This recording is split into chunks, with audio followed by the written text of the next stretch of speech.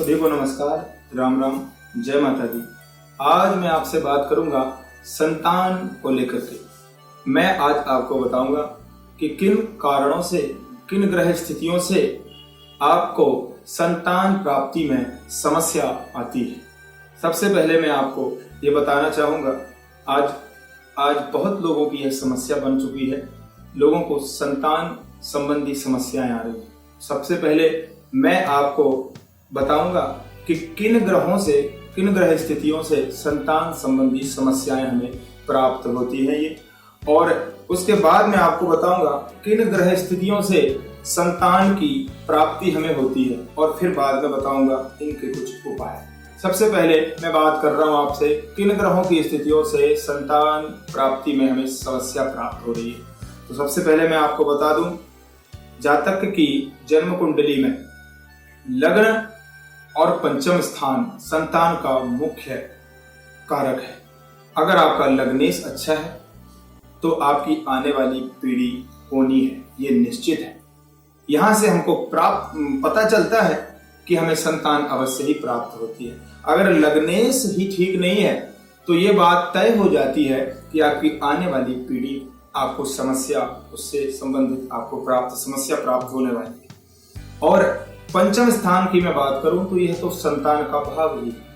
पंचम स्थान अगर पंचमेश अगर अच्छे स्थान पर नहीं विराजमान है, मान लीजिए आपकी कुंडली में पंचमेश किसी पाप ग्रह के साथ, राहु के साथ, केतु के साथ युति में बैठा हुआ है, तो हमेशा आपको संतान संबंधी चिंता बनी रहेगी।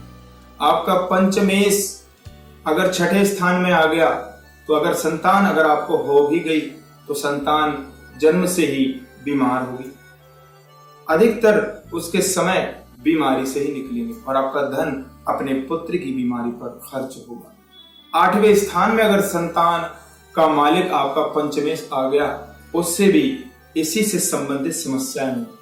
व्यर्थ का धन खर्च होगा, बच्चा बड़ा होकर के आपके धन की हानि करेगा, व्यर्थ के विवादों में उलझ जाएगा। इस तरह की स्थितियां बनती है। तो सबसे पहले आपके लग्नेश का ठीक होना और पंचमेश का ठीक होना। अगर लग्नेश और पंचमेश ये दोनों ग्रहों की अगर युति है किसी शुभ ग्रह में, कुंडली के दूसरे में, चौथे में, 10वें में, 11वें में या 5वें में, तो आपकी संतान बहुत अच्छी हो सकती है। लेकिन अभी जो मैं बात कर रहा हूं संतान समस्या की, तो आपको बता दूं कि पंचमेश का और लग्नेश का अच्छे स्थान पर होना, किसी शुभ हाउस में होना बहुत मुख्य कारण है आपकी कुंडली में बच्चे को अच्छा होने के लिए। अब मैं आपको बात करता हूं किन कारणों से पुत्र की हमें प्राप्ति होती है, सुख मिलता है। आपको मैं बता दूं कि लग्नेश और पंचमेश अगर बहुत अच्छे भाव में हो तब जाकर के आपको अच्छे पुत्र की प्राप्ति होती है। अगर आप चाहते हैं कि आपका पुत्र आपके लिए आज्ञाकारी हो, आपकी प्रत्येक बात को माने, हमेशा आपका ही अनुसरण करे, तो इसके लिए कुंडली में आपके लग्नेश का बहुत अच्छा होना बहुत जरूरी है। और इसको अच्छा करने के लिए सबसे पहले तो ये जानना होगा कि किस भाव में आपका लग्नेश विराजमान है और पंचमेश की क्या स्थिति है, तब जाकर के आप ये डिसाइड करेंगे कि आपका बच्चा कैसा होना है। अगर आप चाहते हैं कि आपको एक सुंदर संतान की प्राप्ति हो, तो इसके लिए कुछ उपाय मैं आपको बता रहा हूँ। आपने उन उपाय को कर लेना है और आपको बहुत अच्छी संतान की प्राप्ति होगी। सबसे पहले तो आपने अपने पूर्वजों की कृपा प्राप्त करनी। सबसे पहले आपको बता दूं, अगर आपके जो पूर्वज हैं,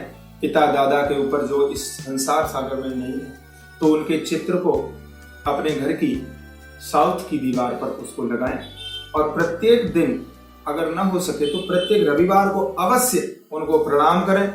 उनके चित्र को कपड़े से पोंछ करके उनकी पूजा सेवा भी करें। प्रत्येक अमावस्या के दिन उनके नाम पर किसी योग्य ब्राह्मण को संकल्प करा करके राशन का दान करें। इससे आपकी संतति में आ रही बाधाओं की मुक्ति होगी। आपकी संतान प्राप्ति की जो समस्या जो आप कह रहे हैं, समस्या जो है वह दूर होगी। और दूसरा उपाय मैं आपको बताऊं, पूर्वजों का आशीर्वाद आप हमेशा लेते रहे। आपके पिता अगर इस दुनिया में है तो आप पिता का आशीर्वाद हमेशा लेते रहे, उनको प्रणाम करते रहे। अपने दादाजी अगर आपके हैं तो उनको भी सदैव प्रणाम करते रहें। यहीं से आपकी जनरेशन के बढ़ने का संकेत आपको मिलता है। अगर आपके पिता दादा अगर आपसे खुश हैं तो यह पक्की बात है कि आने वाली पीढ़ी यानी कि आपकी संतान आप उससे खुश रहेंगे। दूसरा उपाय मैं आपको बता दूं, हल्दी के साथ मिक्स करके आटे को गूंदना है, पीले रंग के पेड़े 2 बनाने हैं, उसके साथ घी का लेपन भी करना है। वीरवार के दिन ये काम करना है आपने और फिर छोटे छोटे टुकड़े कर करके गौ माता को खिलाना है। बड़े टुकड़े नहीं खिलाना है, गाय माता को नुकसान होगा। छोटे छोटे टुकड़े गाय को खिलाएं। इस उपाय से भी आपकी संतान संबंधी कोई समस्या अगर है तो वो दूर हो जाएगी। अगला उपाय है, आप पति पत्नी दोनों को प्रत्येक बृहस्पतिवार को व्रत रखना है। पीली दाल 1-1 मुट्ठी दोनों मिक्स करके, पुरुष अपने राइट हैंड से, महिलाएं अपने लेफ्ट हैंड से 1-1 मुट्ठी ऐसे भर करके किसी लिफाफे के अंदर उस दाल को रख देंगे और फिर जाकर के भगवान लक्ष्मी नारायण को, विष्णु भगवान जहां पर मां लक्ष्मी के साथ विराजमान है, उनके चरणों में आपने पुजारी के माध्यम से भेज देना है। ये उपाय आपने करना है और हो सके तो पीले रंग का फूल भी वहां पर चढ़ाना है।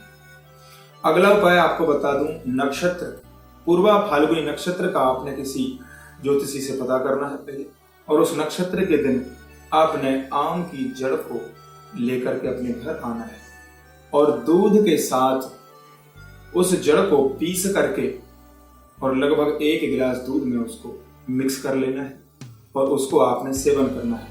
इससे आपके ग्रहों से भी संबंधित, दूसरी बात आपके शरीर से भी संबंधित अगर कोई समस्या है संतान के लिए, तो संतान प्राप्ति में आपको जो रुकावट आ रही है वह भी दूर होगी। और सबसे और मुख्य बात आपको मैं बता दूं, संतान हमेशा आपके कर्मों के आधार पर होती है। अगर आपके कर्म बहुत अच्छे तो संतान आपकी बहुत अच्छी होगी। अगर आपने किसी का अच्छा नहीं किया, हमेशा लोगों को परेशान किया, तो संतान आपको बहुत परेशान करेगी। इसलिए मैं आप सभी से विनम्र निवेदन भी करता हूं, आप सभी लोग, जो लोग आपको इस संसार में दिखते हैं वह भी किसी की संतान होते हैं, आप भी किसी की संतान हो। सभी के लिए अच्छा व्यवहार रखें, बने जहां तक इस जीवन में औरों का उपकार करें, और अगर आप उपकार किसी का नहीं कर सकते तो किसी के साथ गलत भी ना करें। मुख्य रूप से यह उपाय अवश्य करें, सबका भला सोचें। अगर आप कर नहीं सकते, क्षमता नहीं है, तो भला अवश्य सोचें। इससे भगवान जो ऊपर बैठा हुआ है वह आपके लिए अवश्य सोचेगा और आपकी मनोकामनाओं को अवश्य ही पूर्ण करेगा और एक बहुत ही सुंदर और सुशील संतान की प्राप्ति आपको होगी। इसी के साथ नमस्कार करता हूं। जय हिंद।